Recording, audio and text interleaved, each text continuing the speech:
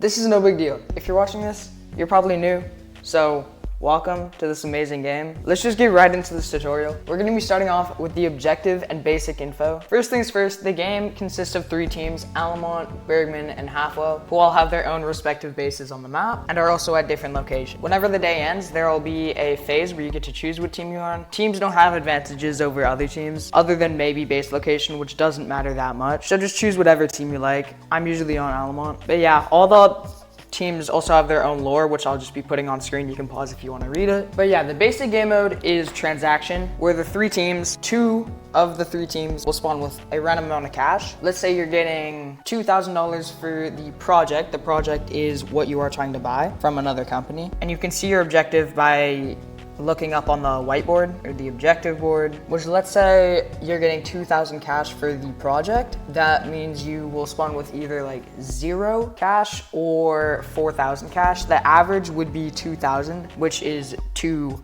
cash. Each bill is worth 1,000, 500 if you keep your own cash. But if you're getting 5,000 for the project, the average cash that you'll spawn with is 5. And you're gonna have to buy the project from another team. Unless you spawn with the project, then you have to sell the project to another team. You can do this by calling on the phone and telling the team with the project how much cash or bands you have. Then pick your desired meeting location and meet them there. Next we have real and fake cash. Let's say you get really unlucky and you're making $2,000 if you buy the project, but you spawn with 0 cash. Never use fake cash. Unless you're playing against a really new player, just never use fake cash. It's really obvious. I'll put a picture on screen. You can see the eyes are more like long and the beard is slanted. I've also heard that you can tell by looking at the back of cash, which I've never done.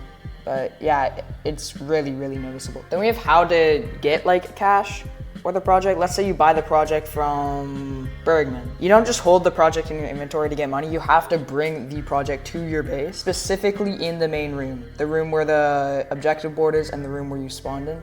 It has to be in that room or else you won't get any money for it. Time will also speed up when a transaction has been complete and both teams are in their respective bases. All right, we're already on to the second thing, which is controls. If you press F1 on your keyboard, you can see the controls. If your F1 isn't working, press finish, then F1, and then that will show all the keybinds. Some things that aren't shown though is you can flip your car by pressing D, and that's basically it. But yeah, try to use E and Q to peek a lot because it's a very important mechanic. But yeah, that's basically all for controls because they're really, it shows them all for you. Next we have weapons. Weapons consist of the Tiny T Snub, Hardball, Pinto, Doppio, I don't know how to pronounce the shotgun, Kick 10, Euro 79, Carcosa, Ace, and the Knock Mag. The most popular weapons are gonna be the Hardball, Tiny T Snub, Pinto, and the Ace usually are the most popular weapons. In my opinion, the best weapon in the game is the Knock Magnum. It's a 1-shot headshot and 2-shot body shot, and the magazine holds 6 bullets, so it's pretty hard to run out of ammo on that, as the mag is massive. All the guns will cost different prices, which will be on screen right now. At the start of a new week, you will spawn with $120. To make money, just do a transaction with another team. The best weapon to buy when starting out with the basic $120 would probably be the Hardball and 2 magazines, which you buy from the ammo, or the Tiny T Snub with 4 things. But I don't think the Tiny T Snub is as good. It's a shotgun basically, so it shoots 3 bullets out at once, but the accuracy is horrendous. So yeah, it's just a shotgun that you can spam fire, but the damage isn't great.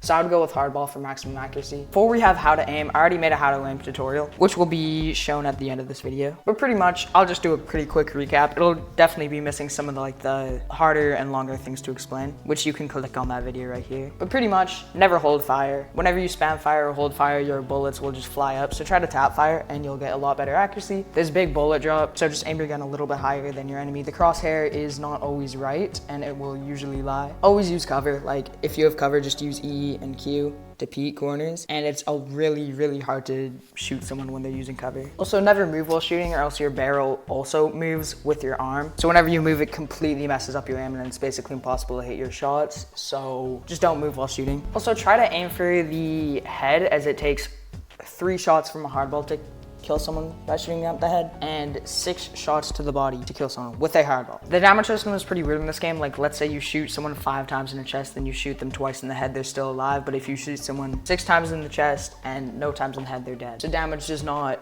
add up through body part. Also, you can never kill someone by shooting their arm. It'll only break their arm. Now we have items, which I'll just get started on this right away. First item we have is the stack. It's worth $1,000 each and $500 if you keep it in your base and use your own cash. Then we have counterfeit cash. cash, which costs 10 bucks and has no value. It just looks pretty goofy and it's used to trick people. Then we have coffee, has no actual use, it's just a roleplay item. Grenade, which is 750 bucks. It used to be 250, but they updated it because how overpowered it was. You can put one of these into a briefcase by pressing R to load it in and give it to an unsuspecting team that'll open it and probably get blown up. But be aware, if they are suspecting it, they can easily just hold down G and left click to throw the briefcase back to you guys, which would not be good.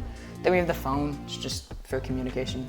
Briefcase, left click to open it and press R to load in items. Project, which is just bring it to your base to redeem cash and buy it from another company or kill another company for it. Then we have the seltzer bottle, which is the newest item added to the game. It costs $500.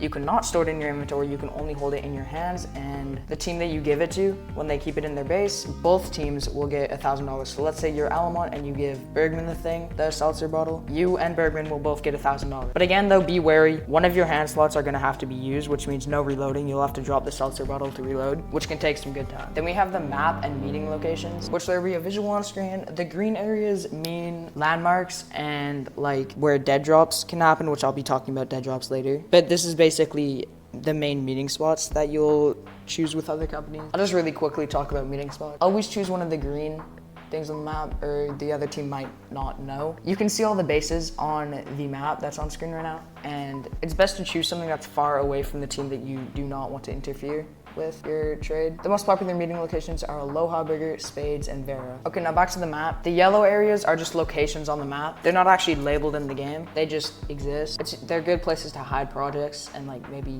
hide in. Then the gray areas are just buildings that cannot be accessed. And then the company buildings are just Alamont, Bergman, and Halfwell's base. Then we have strategies. I'll just go over a bunch of basic strategies. First, we have base camping. Just stay at your own base with the project and just camp it so no one can come. Then we have base camping for enemies, which is stay at an enemy player's base on, like, let's say, for example, dead drop. If you think one team's gonna win, you can camp at their base. Then they'll unsuspectingly come back with the project and you shoot them because you have the cover advantage, so it's gonna be really hard for them to shoot back. Then we have scam deal. Don't do this one, which is just offering another company fake cash exchange for the project or seltzer bottles or whatever you need. Don't do that because it's really, really easy to tell. Now we have diverting a company, which is basically just making a deal with another company and then the other company, just tell them to meet at some random location. For example, let's say we're playing as Alamont. We want to do a deal with Bergman. We'll give Bergman a call, ask them to meet at Aloha Burger, and we'll give them the project for 3 stacks of cash. Then we give Halfwell a call, and they have 2 stacks of cash, and we don't want to do a deal with them. So we'll tell them to go to Doc's Headwear, which buys us a lot of time to make a deal with Bergman and go back to our respective base. Then we have third partying, which you can basically, let's say you want to make a deal with Halfwell, you're playing as Alamont. Then you would set up a deal with Bergman and make them meet at Alamont's base. Then you call up Halfwell and say, hey, if you help us kill Bergman, we'll take Bergman's project and you guys can get our cash. And then Bergman will go to your base and Halfwell will also go to your base, and then both of you guys will shoot Bergman. Then we have hiding the project / money. This is basically just hiding the project / money so the enemy team cannot get it. And that's basically all the strategies. Now we have other game modes. The main game mode, which I already talked about, and I'm not going to talk about again, is transaction. Buy a project for another company or sell a project to another company. Dead drop is basically the project will be at a random location in the map and it'll display it on your objective board. You need to fight the other companies for it. Beware of base camping, as this is a really, really big part of dead drop. Then we have double disc, which you're gonna die. Like if you're the person that's buying the disc or the projects, it's just not gonna work out for you because you have to meet up with 2 separate companies and give them money.